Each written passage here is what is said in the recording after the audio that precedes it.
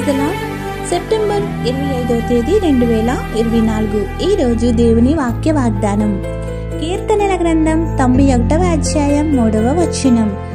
ఆయన నాశనకరమైన తెగులు రాకుండా నిన్ను రక్షించును. ఆమేన్. యేసుక్రీస్తు ప్రభువు తన రక్తము చిందించి మనుషులు నాశనకరమైన ఊబిలో పడకుండా రక్షించి తన బాహువుతో కాపాడడానికే. ఆయనపై విశ్వాసం ఉంచి తమ ప్రవర్తనను కాచుకుని అనుదినము ప్రార్థిస్తూ ఉంటే ఏ తెగులు మీ గుడారమును సమీపింపకుండా కాపాడే దేవుడు రక్షకుడైన యేసయ్య. అపవాది నిరంతరం యెహోవాయందు భయభక్తులు కలిగి నడుచుకునేవారు ఎప్పుడు ఆ స్థితిలో నుండి పడిపోతారా అని గుంట నక్కలా కాచుకుని ఉంటాడు. పడిపోయిన మరుక్షణమే నాశనకరమైన తెగులు అంటిద్దామని. కావున వాడి ఉచ్చులో పడకుండా రక్షించే దేవుని పాదాల చెంత నివసించి సంపూర్ణ స్వస్థతతో నిత్యం ఆరోగ్యవంతులుగా నిలుపునుగాక. ఆమేన్.